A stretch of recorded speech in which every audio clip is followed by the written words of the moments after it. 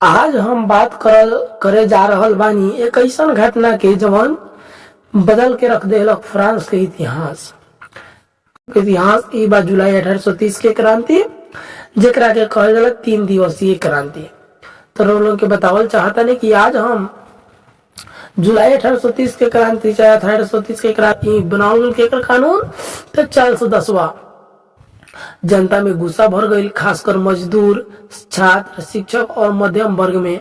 ये लोग चाहत रहल कि देश में लोकतंत्र, समानता और आजादी होके, जैसन कि फ्रांस की क्रांति 1789 में वादा कल गए रहल।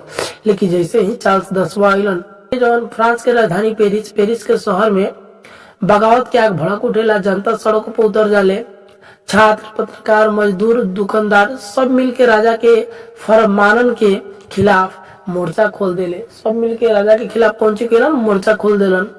3 दिन तक 27, 28 और 29 जुलाई पूरा पेरिस में लाठी, पत्थर, बंदूक सब चलत रहे। राजा के सैनिक लोग आम जनता से भिड़ गईलन। लोग सरकार के तो वाटरलू के जंग में तो फ्रांस में फिर से राजा लोग के शासन आ गई। जब नेपोलियन बोनापार्ट हार गईलन तो फिर से शुरू होता राजा के शासन। अब गद्दी पर बैठले चार्ल्स 10वां। वो एगो सख्त रुख वाला राजा रहले। उनका सोच रहल कि राजाशाही मतलब भगवान के शक्ति, यानी जनता के आयरलैंड वंश का स्थापना और होत का वहाँ सब हम लोग कहानी के आगे बढ़ावता नहीं। पार्ट 3 में का भाई सुनी। जानता चाहलक कि अब कोई हम अहम विचार वाले राजा आवे जो लुई फिलिप के राजा बनौलस, जे कहलन कि हम जनता के बोले के कोनो हक ना, सब हो गल तो हक केकरा, शासक के यानी राजा के हाथ में।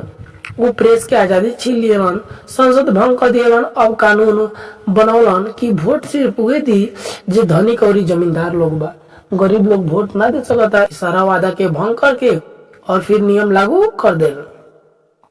पार्ट 2 शुरू होता है। पेरिस के शहर में गलियन में बगावत के आगे भड़क उठेला। 27 जुलाई 1830 के पेरिस के शहर में बिल्डिंग पर कब्जा कर लेलक, राजमहल के घेर लियलस। जमुना के डर से राजा 10वां यानी चार्ल्स 10वां गद्दी छोड़ के भाग गईलन। बात होता क्रांति के बाद का भइल, तो गद्दी छोड़ के भाग गए। वहां से फिर से अब समझ ली कि फ्रांस में बुर्बोन के शासन कौन सी हो गए, समाप्त हो गए। अब वहां शुरू होता फिर से इच्छा से बनल बानी, भगवान के आदेश से ना। नया संविधान बनल, जनता के कुछ दियल गई, जैसे प्रेस के आजादी, मताधिकार या संसद के ताकत। इस समय कहल जाला संवैधानिक राजतंत्र।